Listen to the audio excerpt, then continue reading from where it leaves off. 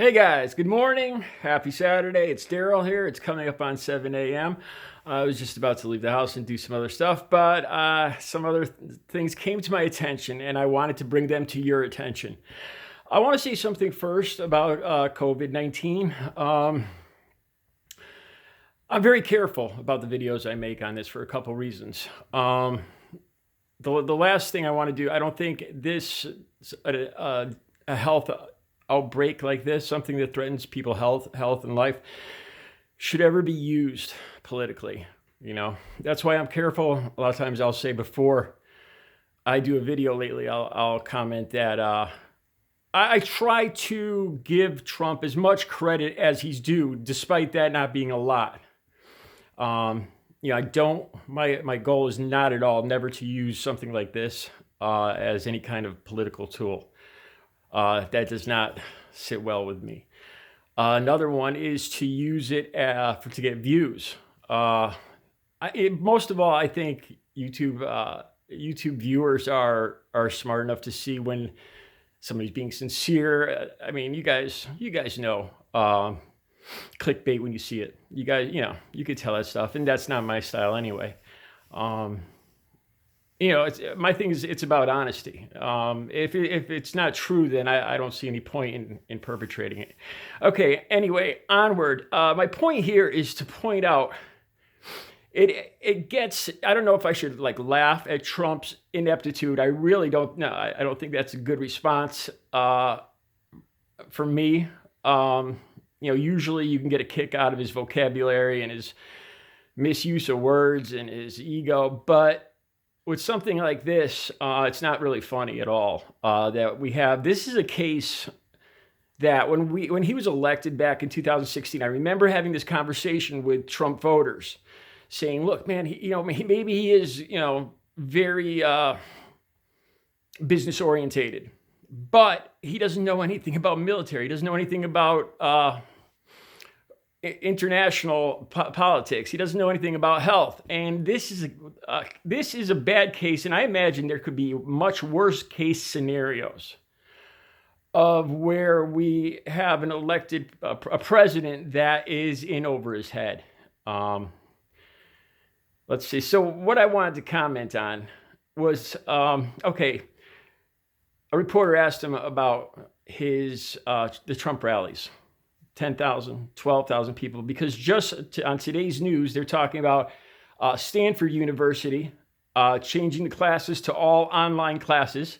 The NBA sent out a memo to all, I think it was 30 teams, saying there's a good chance we might go with nobody in the stands, just the teams playing. That's a real possibility. I saw the players' comments. I really like the players' comments saying they're not going to play. They only play for the people. That's what it's all about for them. And if there's no people, they don't want to play. And I think that took heart, man. I like that response.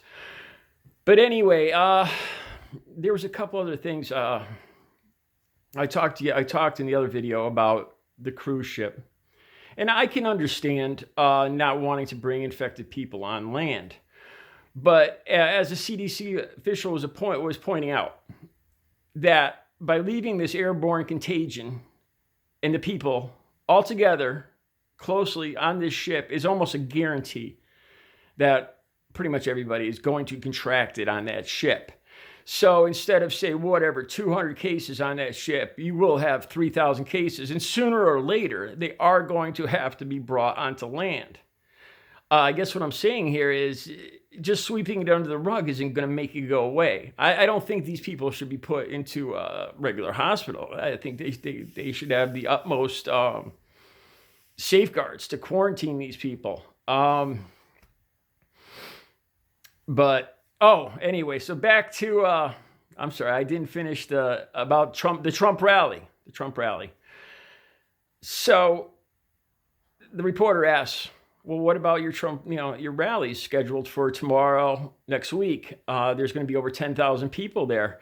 And Trump goes, "Well, I'm not worried about it. I'm not worried about it. They're not worried about it. There's going to be 10,000 people standing outside.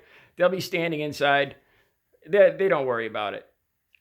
Now, right there, I don't understand at all what he's saying about inside and outside. I don't understand. I don't know if he's saying that if it was canceled, that that these people are so stupid that they would still pile up, 10,000 people would still pile up outside of the Coliseum, even if there was no rally. I think that's his point. I think that's what he's saying there.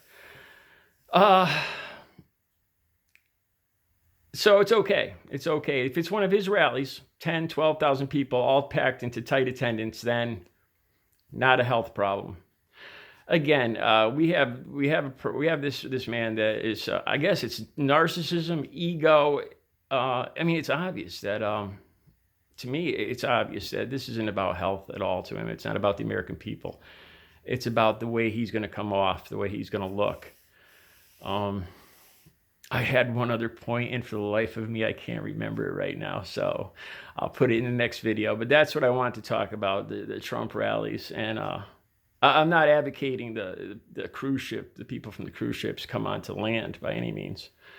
Another thing I saw on the news is that we are frighteningly behind in available test kits for the virus. And if we don't know who has it, that's a big problem.